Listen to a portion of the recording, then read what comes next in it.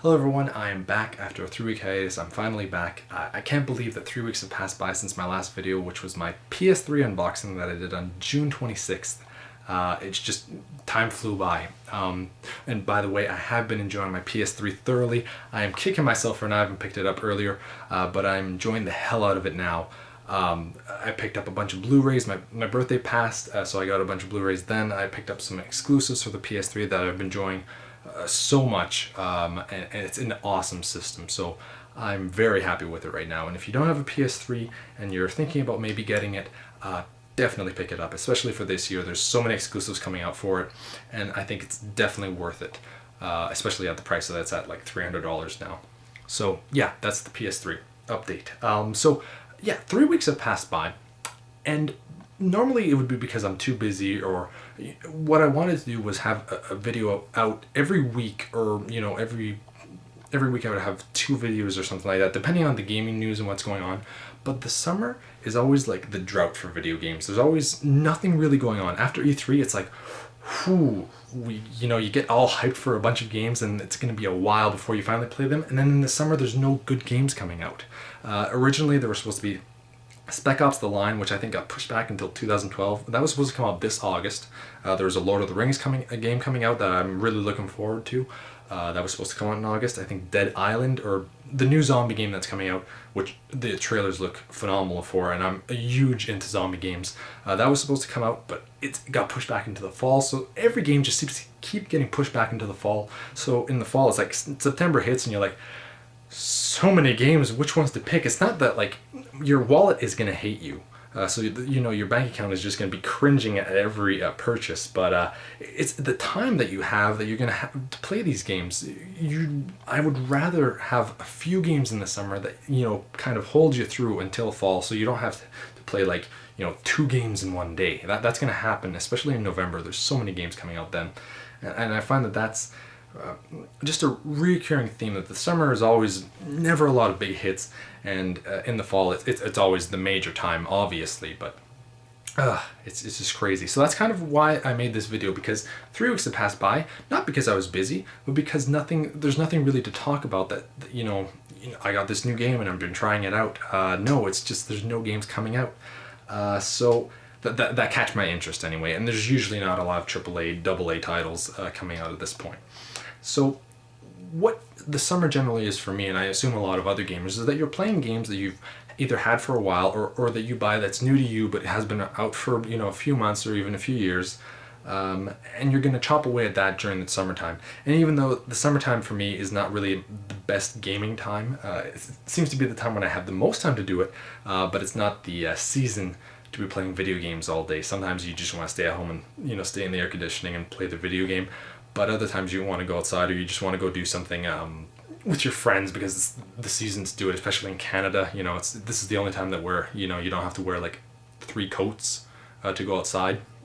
So you want to try to take your advantage of this time to do other things sometimes. But I still do play a lot of video games. Trust me, there's lazy days that I have where I do not see the light of day at all. And I have everything shaded in, so I don't even have to see the sun, because I'm not a big fan of it. But this has been going on a little bit too longer than I expected it to, so let's get down to the right meat of it. So 5 games where you're going to look forward to, that you're going to be playing this summer, and that you're going to chop away at and try to beat or complete, depending on what your goal is.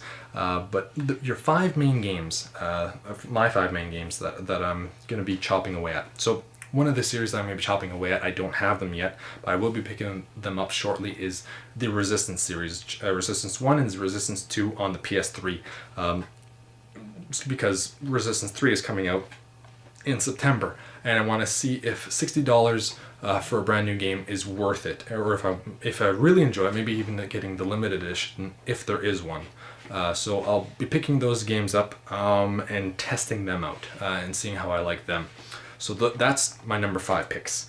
Number 4 would be Record of Aggress War Zero for the Xbox 360. I picked this up at the mid-June, I believe it was, and it's an RPG game, and generally RPG games do take quite a bit of time to play, but I've been really wanting to play RPGs for a while, because I have not touched an RPG in years, so I'm hoping to beat that this summer, and hopefully very soon actually.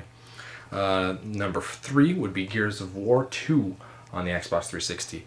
When I first got my Xbox back 5 years ago, Gears of War was one of the first games that I got with it. It came with the system, and I loved it to bits. Gears of War 1 is one of my favorite single-player campaigns of all time. It even beats most of the Halo campaigns that I've played, and I'm a huge Halo fan. Like, I used to be known back in 2004 as the Halo guy, so yeah, Halo meant a lot to me, and Gears of War was still a better single-player campaign. I've actually never touched the multiplayer aspect of it, but single-player is awesome. So Gears of War 3 is coming out in September, and I will be picking it up. And I just want to give Gears of War 2 a run through, you know, because I have not beat it yet, and I want to beat that to keep in touch with the storyline, because it's pretty good as far as those kind of storylines can go for an FPS type of game where, you know, they're in the future and aliens or monsters are attacking. I can't even remember what they're called. I think there's some kind of horde, but anyway.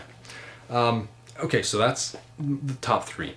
Now, number 1 and number 2 were very hard for me to decide because they're very, very close. And what I ended up going with number 2 was Zelda Ocarina of Time. I've never actually played, or no, I've never actually beat a Zelda in my entire life. I've owned a bunch of them, but I never beat them. And Ocarina of Time is the one that I got so close to beating 3 times, but for whatever reason, I just ended up playing some other kind of game, and this got thrown in the back once again in the backloggery. You know, there's just such a big backlog of games that I have, and I'm sure a lot of people do too.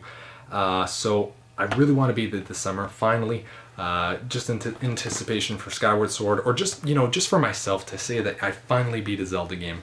Because every time that I would, you know, pick it back up after a year or so since I last played it, I would be like, well, I don't want to like go from where I was, and I don't really remember exactly everything that happened, so I would always restart, and that's probably why I screwed myself over by doing that. So that is what I want to play.